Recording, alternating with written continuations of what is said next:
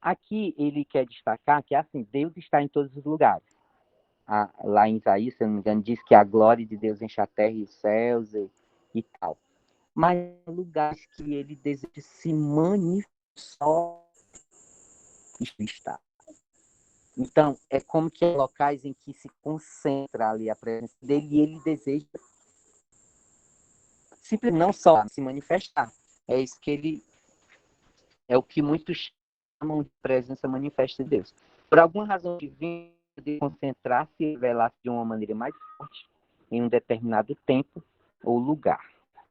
É só explicando isso, que as pessoas dizem assim, sim, mas Deus está em todos os lugares. Mas ele diz, né, onde houver dois ou três reunidos no meu nome. Então, eu acredito que a gente deve se focar nesse aspecto, no meu nome. Porque o quanto é que é no nome do Senhor mesmo. E, por exemplo, nós que estamos fazendo, pelo menos para mim, fazendo online, eu acho um desafio tão grande eu estar ali apresentando e fazendo alguma coisa no culto online e me concentrar realmente em Deus. É um desafio, porque lá você pensa, tem câmera, tem o YouTube, não sei o que e tal. E não que eu fique intimidado, que eu fico com vergonha, mas interfere. É muito desafio, eu acho, para mim, sim. E eu moro assim, para mim, meio que, sei lá, me tirar isso, que eu realmente, quando eu esteja ali, eu esteja ligado no céu, não na câmera, não. É um desafio. Outro destaque aqui, talvez nossos maus caminhos estejam somente com a proximidade de Deus, ao invés de desfrutar de sua presença. Sabe o que vai fazer com o favor, sabe o que vai fazer com o favor de Deus se volte para nós? Quando o favor de Deus se voltar para nós, nossa fome. Devemos nos arrepender, buscar a face do Senhor e orar. Deus, volte os teus olhos para nós e nós ficaremos na dependência de ti. Aqui ele destacou, ele não só ouviria suas orações, como também sararia sua terra. É aquela parte de 2 Crônica, né? Que nós temos buscado mais os benefícios da mão de Deus do que a face. E é na face que está ali o diferencial de ter Deus em todos os lugares e o diferencial de você ter ele manifesta em lugares específicos. Ele querer se manifestar, como a inauguração do Templo de Salomão, né, que a glória dele encheu, ou o derramamento lá em Pentecoste. Então, há tempo específico e momentos específicos que ele quer se expressar de forma diferente. E nessa expressão, os pecadores são convencidos, né? E o que vai fazer nós ter essa proximidade diferenciada com Deus? De não buscar só sua mão, mas sua face. E quando ele explica buscar a face, o que ele quer dizer com isso? Um pai, quando ele tem ali o controle bem direitinho, um relacionamento bem legal com os filhos, como é que ele faz? Até explica que o Betel significa uma coisa lá, que eu esqueci. Oh, meu Deus, é mais Betel, não sei o que, de luz. É alguma coisa assim relacionada à igreja. E ele fala que a gente tem que direcionar a nossa face como se fosse para Betel, que é o centro da igreja.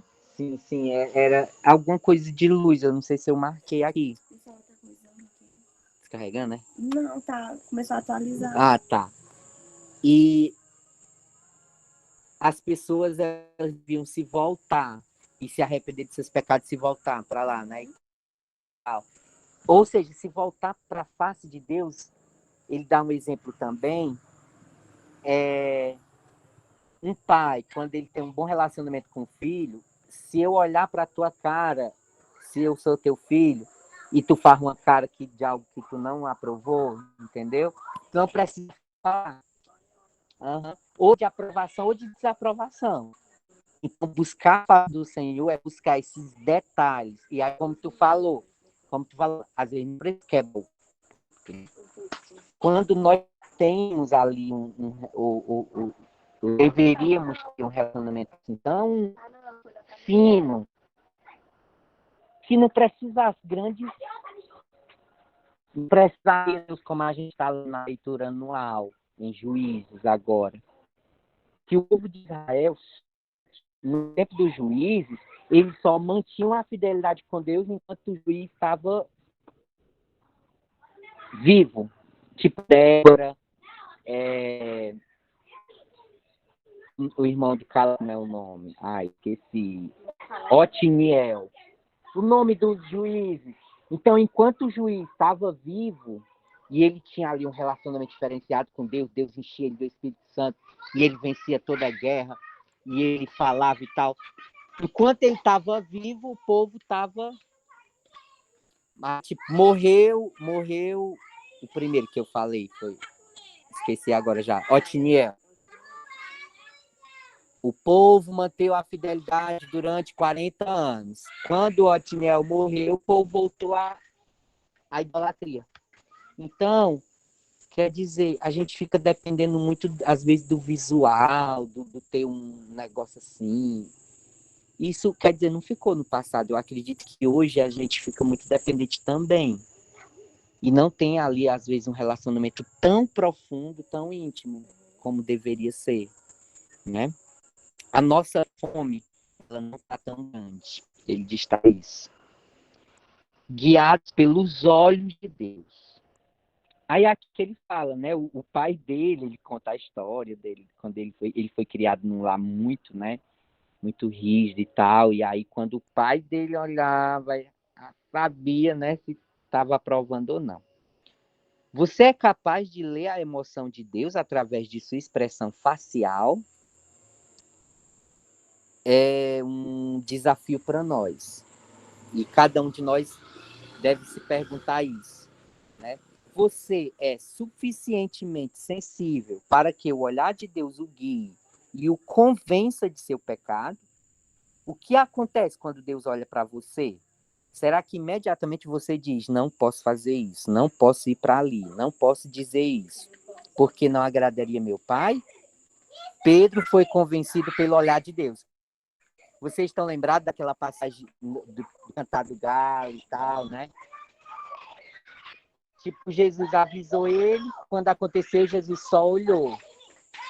E ali ele já começou a chorar e já foi inferno.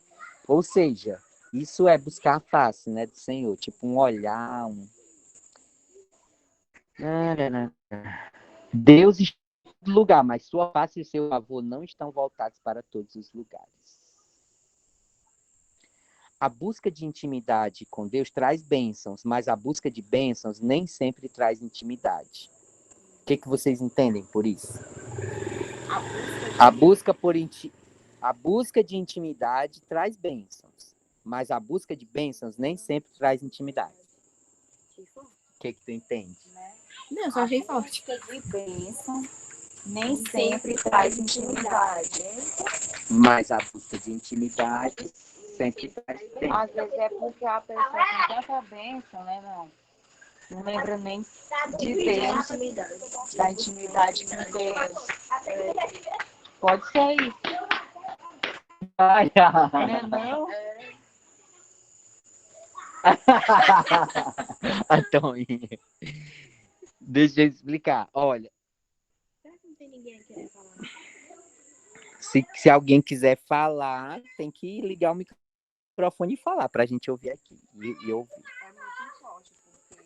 Olha, os 10 cegos, os 10 leprosos, quer dizer, quantos voltaram? Para agradecer? Só um.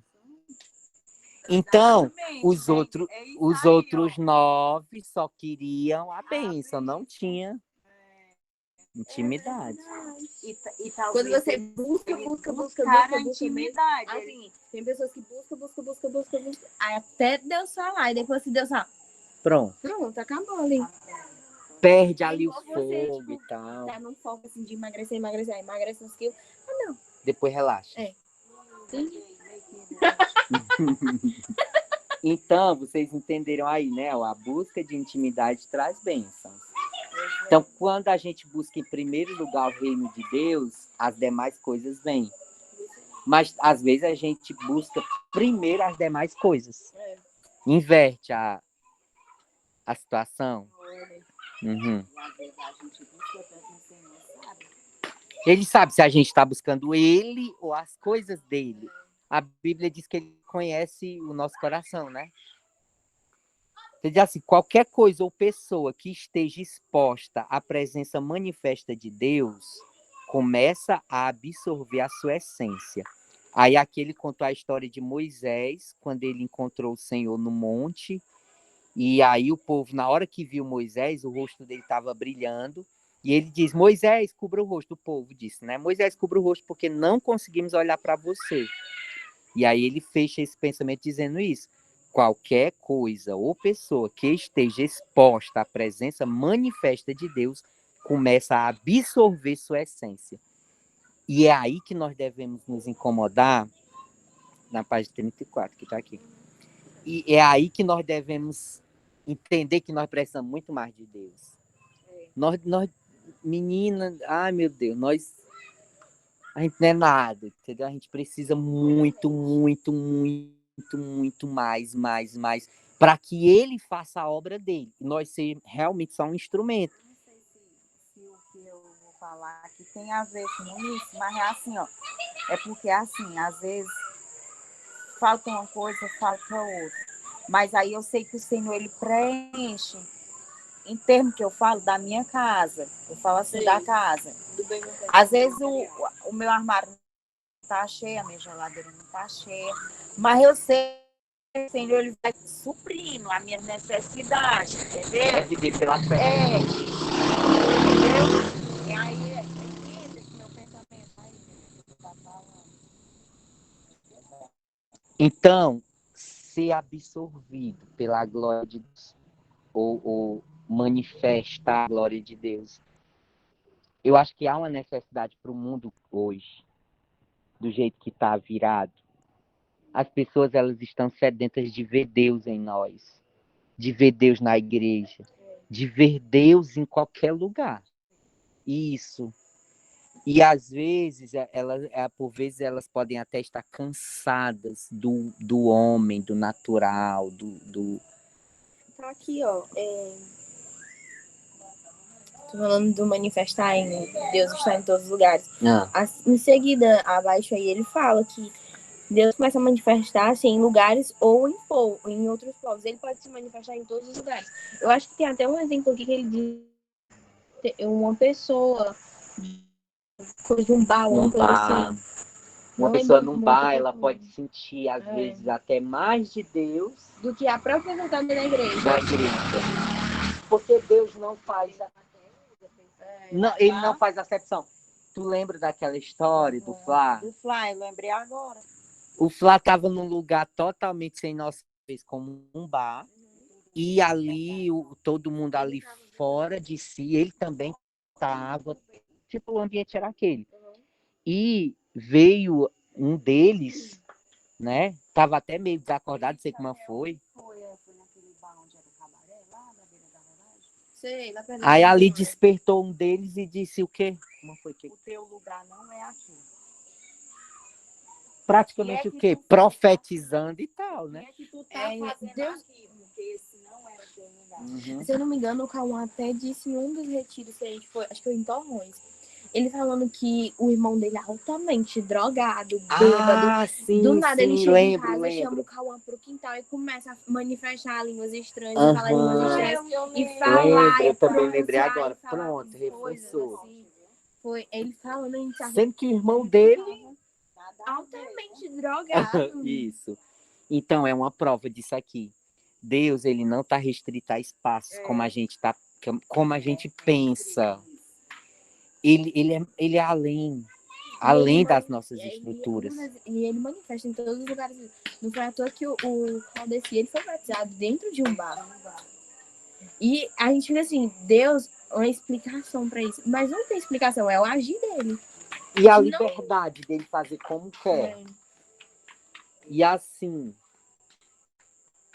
nisso, a gente deve entender que ele faz como quer, na hora que quer. E ele diz, se os justos se calarem, tem esse trecho aqui, não tem? Até as pedras clamarão. Então, Deus não está amarrado a pessoas, não está. Se a gente não se atentar para o mover dele, para o agir dele, ele levanta lá no bar, ele levanta onde ele quiser, a jumenta, né, de novo, para profeta. Porque se o profeta não está ali alinhado com ele, ele vai e coloca um animal. E ele faz, ele é Deus, né? Vamos seguindo aqui. Nós ainda não temos esse poder de ver Deus face a face, E nós precisamos buscar. Quantas vezes você não se prendeu a não falar com aquela pessoa e Deus lhe amarrou assim de um jeito e levou? Então eu paguei o preço por aquilo, Deus usou outra pessoa, né? Ele explica agora sobre Betel ainda mesmo. Deixa eu ver. Não sei se é essa. Casa de Deus. Essa aqui do Jacó. Casa... do Jacó. Sim, ó. Em um determinado momento, Deus mandou que ele voltasse para Betel, que significa casa de Deus. Jacó disse, em suma, à sua família: se voltarmos para Betel, edificar. Isso Jacó fugindo do irmão dele, né? Esaú. E aí ele queria voltar para a terra, né, natal dele. Pode ir explicando.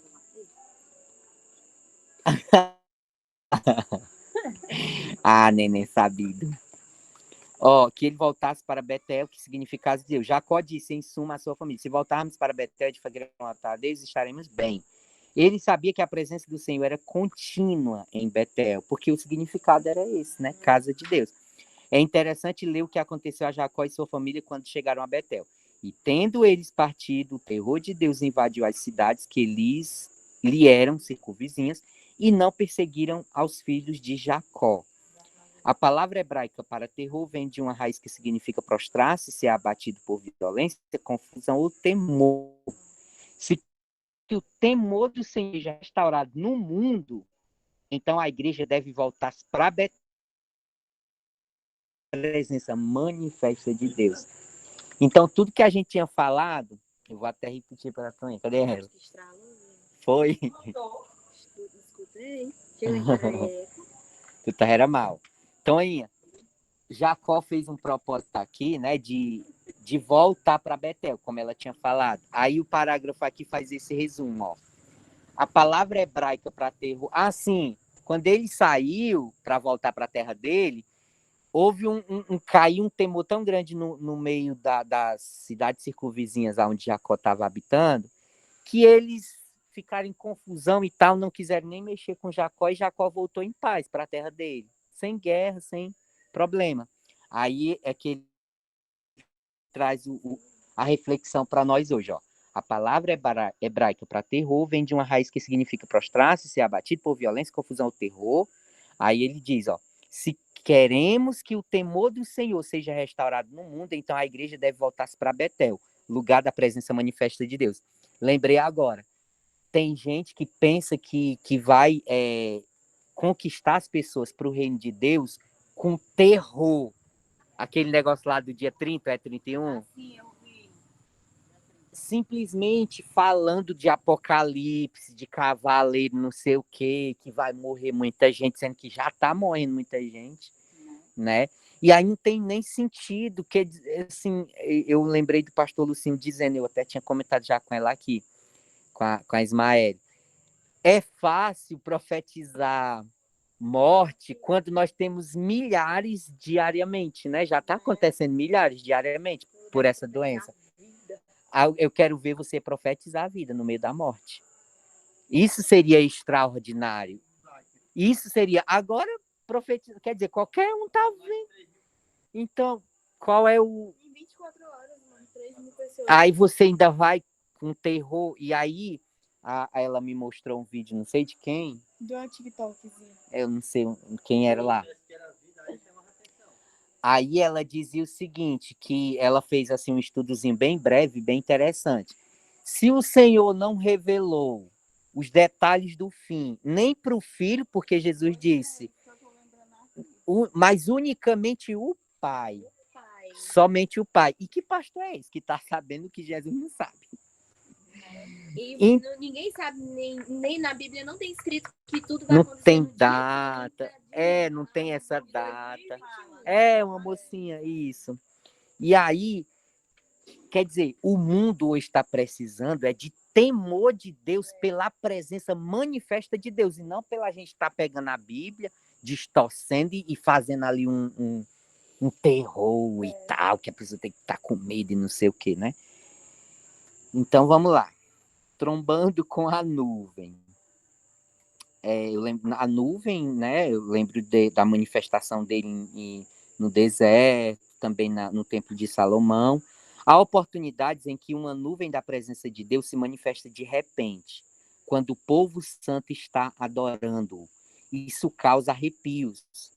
Parece a névoa da glória de Deus começando a se condensar e a se solidificar ante os nossos olhos. Eu não consigo compreender isso, mas estou dizendo o que de fato acontece. Aí eu vou resumir aqui a história desse cunhado dele ateu, um pastor que era amigo dele, tinha um cunhado ateu, e aí ele resolveu ir para a casa dele.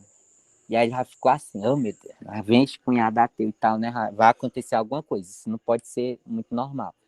Quando ele foi buscar esse cunhado dele, né, lá no aeroporto, aí vinham no carro, sem assunto, sem aquele silêncio, e tentando engatar ali uma coisa que desse certo, e no meio daquelas tentativas dele de botar um assunto que quebrasse aquele clima estranho, eles iam passando em frente à igreja, aí ele jogou essa, mas só para jogar mesmo. Ele disse assim, essa é a nossa igreja, você deseja entrar, conhecer?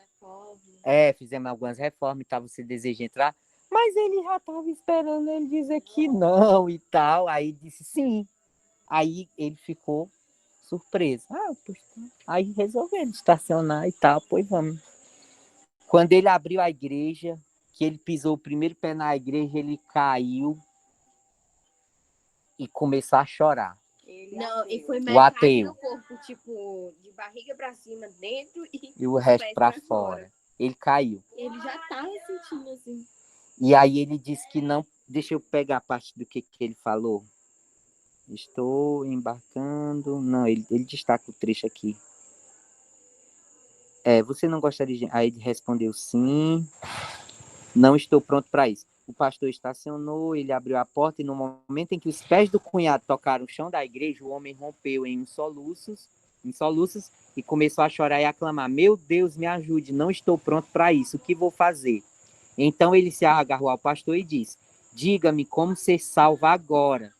Ele se contorcia pelo chão e chorava copiosamente. O pastor conduziu seu cunhado a Cristo ali mesmo. O homem estava no chão, com a metade do corpo para dentro e metade para fora da igreja. A esposa do pastor pacientemente segurava a porta aberta. Seu irmão ateu teve um encontro com a presença de Deus, que ali continuava, como reflexo da manifestação da sua glória. Aí, quando ele se recuperou, aí foram perguntar a ele o que tinha acontecido, né? Aí ele respondeu, não sei explicar. O que eu sei é que quando eu estava fora do prédio, eu era um ateu, que não acreditava na existência de Deus. Mas quando cruzei aquela porta, o encontrei e sabia que tinha que me reconciliar. Me senti muito mal com a minha vida. Era como se toda a minha força tivesse saído de mim. Eu lembrei de... Eu não sei se é essa a pronúncia. Não, eu vou dizer, um pregador na Escócia, eu não vou saber dizer aqui o nome, não. Teve um pregador que ele foi um dos primeiros uns missionários que chegou na Escócia, e quando ele chegou na Escócia, eu não sei se é o mesmo que pregou um sermão muito famoso, que o título era Pecadores nas Mãos de um Deus Irado.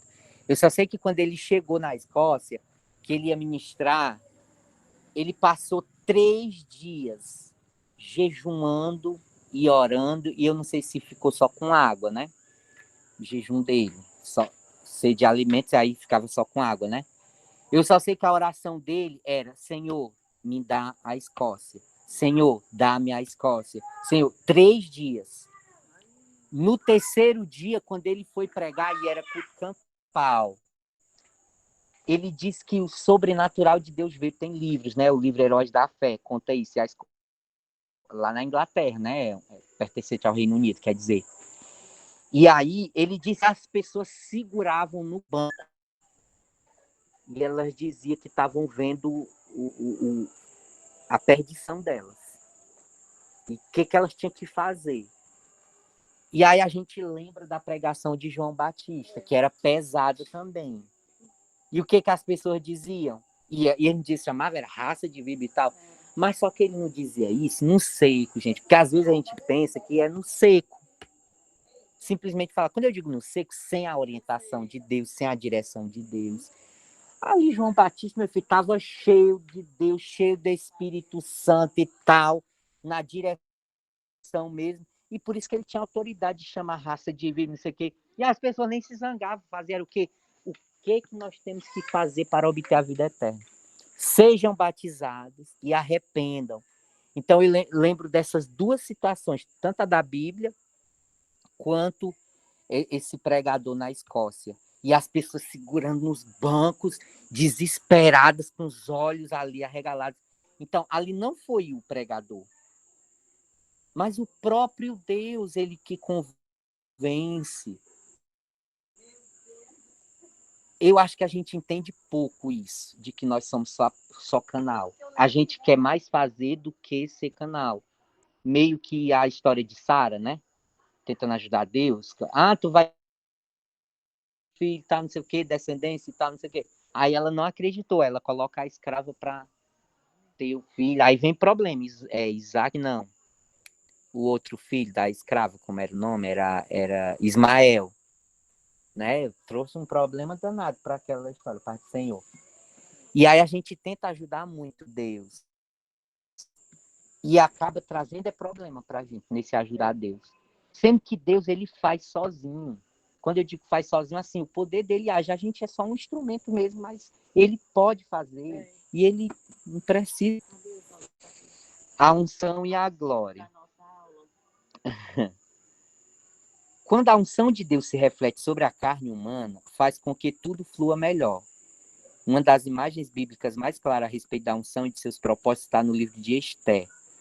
Esther, ela se ungiu, né, para aparecer para o rei, que ela tinha que...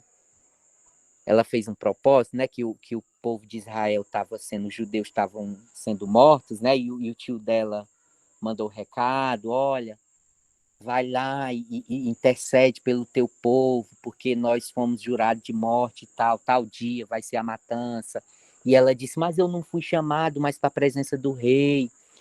Aí o tio dela, o que ele respondeu? Se tu não fizeres nada, de outro lugar nos virá socorro. Mas se tu fizer alguma coisa, Deus vai te livrar.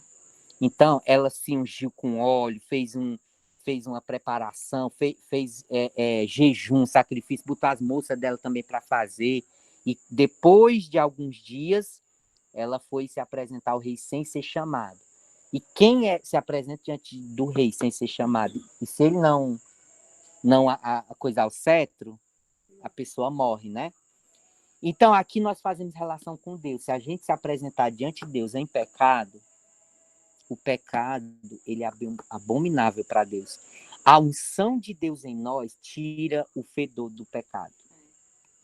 Purifica a gente e prepara para a gente. Esse óleo que ela foi perfumada e tal, né? Então, aí tem um título aqui. O propósito da unção não é buscar a aprovação dos homens, mas do rei.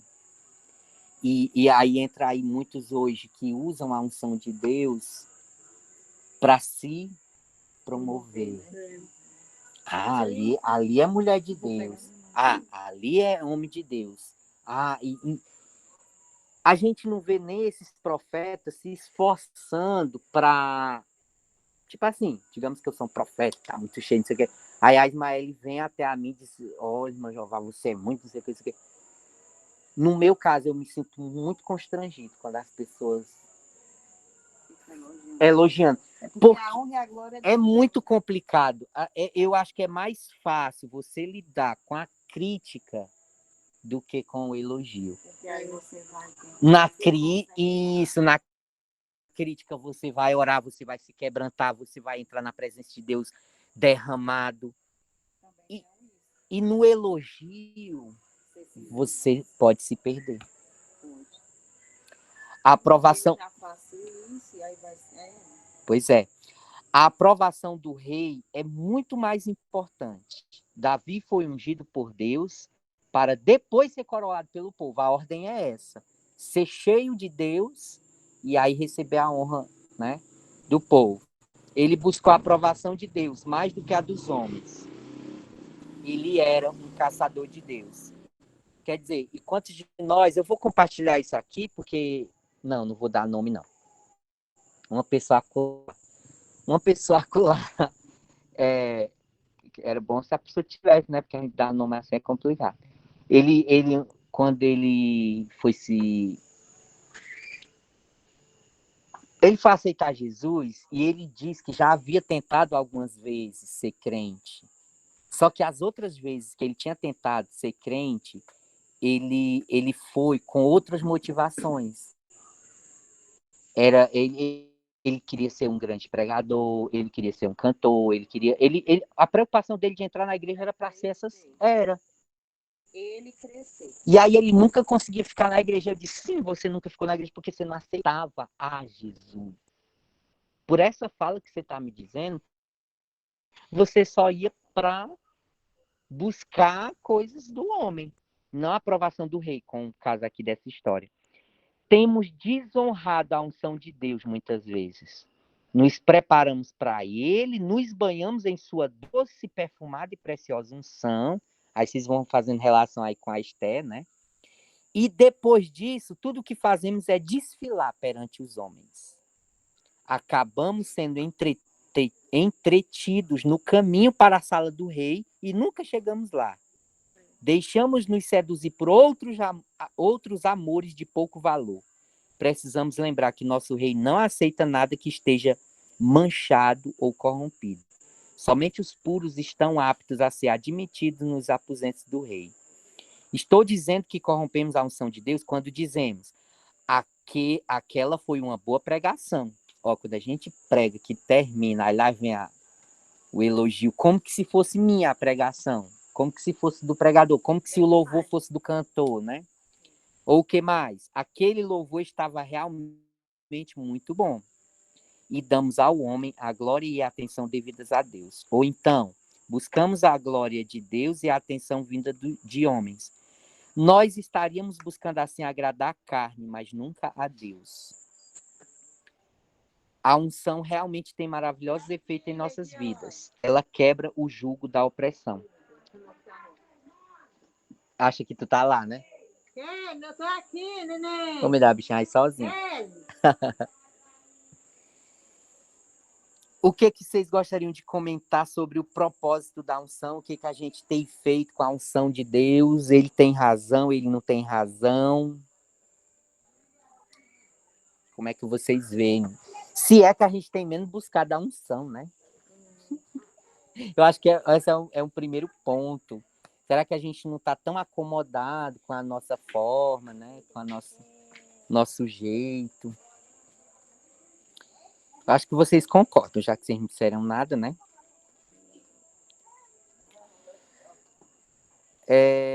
Nossa carne não cheira bem perante o Senhor.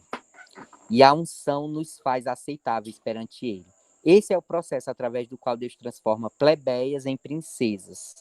Ou seja, em noivas em potencial. Eu achei muito forte isso. De fato, quando a gente deixa de orar, quando a gente deixa de adorar o Senhor em espírito em verdade, a gente começa a voltar para a carne. Começa a feder diante de Deus. Aí conforme a gente vai se dedicando à oração de novo, se dedicando ao nosso secreto com Deus e tal, aí a gente já vai esquecendo as coisas daqui e tal. Aí, ou seja, você vai ficando mais aceitável, ou seja, mais ungido e aceitável diante de Deus. Esse processo de se ungir com óleo, então, para nós, o ungir hoje com óleo não é mais físico, é de oração, é de consagração. Outra coisa que eu tenho meditado, assim, que eu fazia muito pouco, eu tenho meditado sobre isso recentemente e tenho feito um pouco mais dessa questão de consagração. Eu nunca me ative muito para jejum, e é algo que transforma, é algo tão diferente, é diferente. O jejum, ele não é para Deus, ele é para nós. O quebrantamento é nosso. E é o que faz, assim, Deus vir. É para nós. Deus não muda. Engraçado que eu só aguento até 9 horas. Olha, mas isso faz a diferença. O jejum é um jejum. Uhum. O importa é você fazer um esforço, né? Não, é porque... Em você fazer um sacrifício. Aham, isso. Eu já vi pessoas que fez o dia todo. Foi se alimentar já perto de dormir. Cada um. Eu acredito. Eu não aguento. Eu acredito que ele é mais, como a Salete está destacando, a questão é o propósito. Em você ter aquele propósito e você reservar, é muito lindo. E outra coisa que eu queria até compartilhar com vocês. Geralmente eu programo um tempo X. Vou fazer mais ou menos até, como ela está dizendo aqui, mais ou menos até 9 horas. Só que geralmente Deus vai dando graça a gente, eu sempre passo.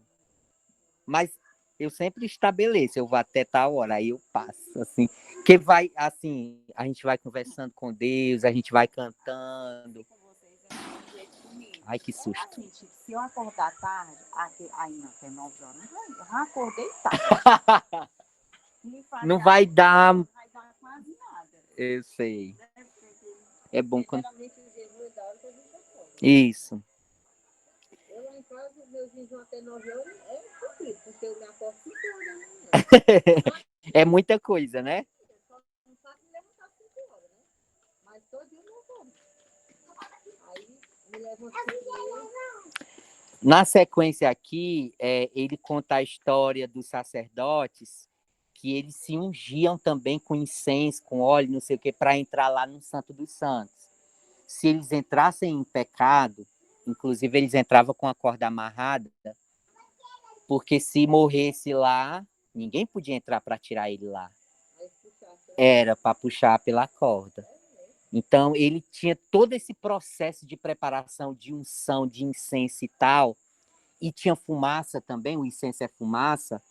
A fumaça é exatamente para você não ver Deus diretamente lá na arca. Tem que ver como que por espelho, Paulo até disse isso, né? Então não pode ser diretamente ver Deus e viver. Então você morre. Então tinha que ter aquele, né?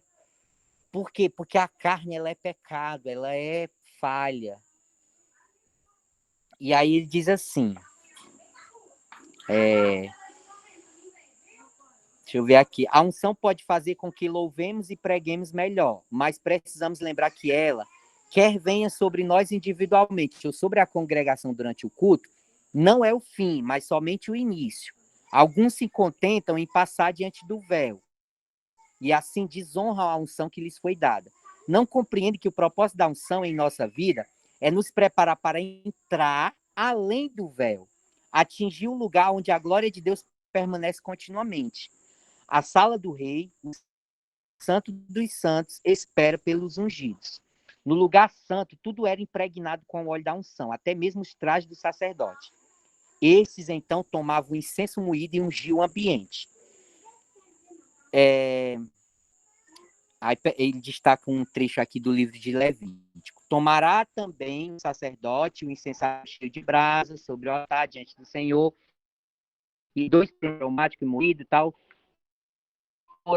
sobre o fogo perante para que a nuvem do incenso cubra o propiciatório, para que não morra.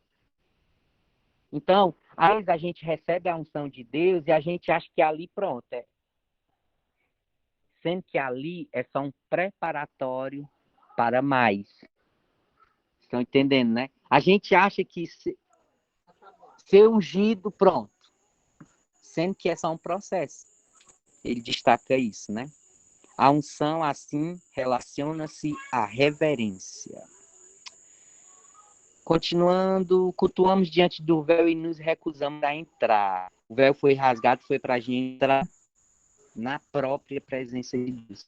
E esse livro, ele vem destacando isso. Estava aqui no início. Se as pessoas tiverem contato de fato com a presença de Deus mesmo, não dos homens, elas vão ser convencidas pelos seus pecados, só pela glória de Deus. E aí vem a questão da unção das vestes de Pedro, por exemplo. A questão, eu falei aqui para os meninos, João Batista falando duro com o povo, raça de vibra, não sei o quê, e o povo nem se zangava, porque ele estava na unção. As pessoas faziam era chorar e dizer, o que tem que fazer para entrar no reino de Deus? Hoje, tem gente que é só simplesmente falar, sem ter a autoridade de Deus. E aí você zanga as pessoas mesmo, irmão, porque você está falando é da então ele destaca, ninguém pode reter. Se for Deus que está falando, ninguém aguenta, se convence mesmo e ela se arrepende e tal. Se a pessoa está resistindo, é porque não tem de Deus ali. É interessante, né? O propósito da unção é nos ajudar a fazer a transição da carne para a glória.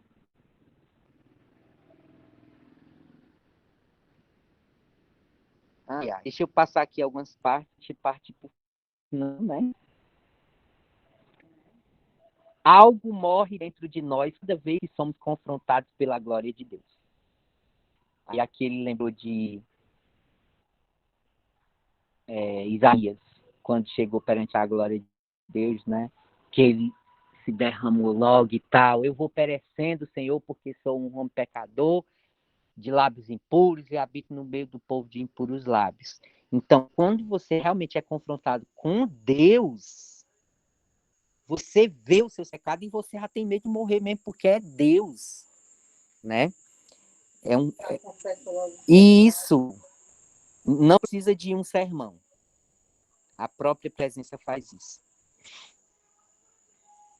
E aparece aqui, cada ser humano que está aí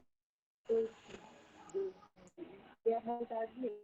Cada ser humano tem a função que é ele fazer errado, mas ele está sabendo que aquilo ali que ele está fazendo, né? Isso, ali só não tem força. Exatamente. Precisa de Deus para ser convencido, né? De forma sobrenatural. Então, é que quando a gente está pregando, né, uma pregação assim, bem forte mesmo, que a gente sabe que é Deus que está ali falando, né?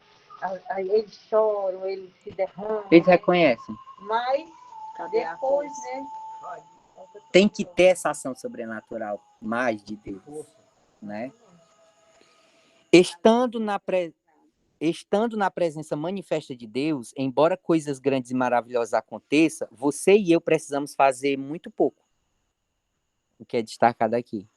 Quando a presença manifesta de Deus está no negócio, você não vai precisar fazer muita coisa. Pode cantar ruim como for, mas se a presença manifesta de Deus estiver ali, as pessoas vão chorar, vão se derramar, vão se arrepender, vão se quebrantar. A palavra pode ser ruim no sentido aparente, que a gente diz, né? Não ser muito e tal, eloquente, ser um analfabeto. Mas se a presença manifesta de Deus está ali, as pessoas vão ser convencidas. Então ele disse, você vai precisar fazer muito pouco com a presença manifesta de Deus.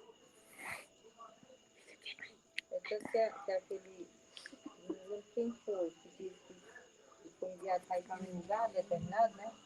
Ele falou que só ia se a presença de Deus fosse com ele. Né? Porque ele sabia que sem a presença de Deus não tinha sentido.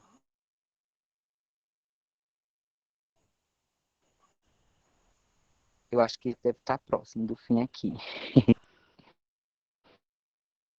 Nós ainda não pegamos totalmente a presença de Deus, ele diz aqui, porque ainda não houve, talvez, quebrantamento suficiente. Não estamos conseguindo deter a presença de Deus conosco, porque ainda não nos casamos com ele. Deus procura uma noiva sem ruga e sem mancha. Ele já deixou uma noiva no altar e pode deixar a outra. É tipo uma ameaça para nós. Tipo, Israel era o povo da promessa. Mas aí João, capítulo 1, diz, né? Veio para o que eram os seus não receberam. Mas a todos quanto receberam Deus podem serem filhos de Deus. Às vezes a gente se aposta tanto de Deus no sentido de propriedade, mas não para Deus nos dominar, mas a gente dominar Deus. E coloquinhas, e nós corremos o risco de passar o mesmo vexame que os sacerdotes bíblicos do tempo de Jesus, que eles se preocuparam com a lei que foi instituída por Deus, mas o momento agora era de manifestar a graça. E eles não pegaram isso no momento. E aí, nos capítulos anteriores, esse autor diz assim, talvez eles estavam preocupados quando Jesus vai entrando em Jerusalém, um jumentinho, Hosana nas alturas e tal. Eles devam ter, quem é esse que está atrapalhando as nossas orações, né? As preces e tal, porque foram sacerdotes que perseguiram Cristo, né? Para matar ele. Então, qual é o risco que nós corremos hoje de, às vezes, não fazer isso também? E aí nós já falamos hoje aqui. Se nós calar, as pedras podem clamar. Se faltar profeta dentro da igreja, Deus pode fazer a jumenta de novo. Esses gatos aí brigar bem aqui. Rapaz, mas... Joga uma pedra aí nesse bicho. Pronto. Então, se a gente não se ligar, Deus não está preso à igreja, não. Deus não está preso a nada, não. Se nosso elefante branco ficar no caminho daquilo que Deus quer fazer, ele não hesitará em removê-lo. Ainda diz isso aqui, né? Somente o arrependimento pode nos conduzir a algum lugar. Deus não vai se manifestar ao povo que só busca seus benefícios. A gente já destacou bastante, né? E eu acredito, vamos lá. Tem um bocado? Tem?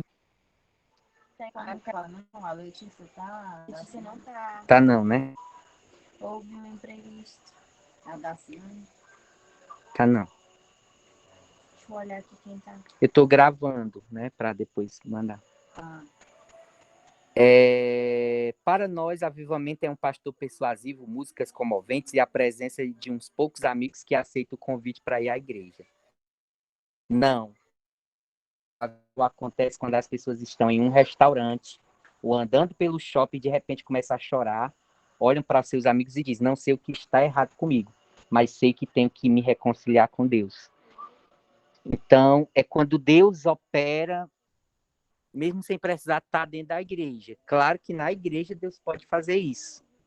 Mas a glória de Deus, ela convence para além das quatro paredes, né?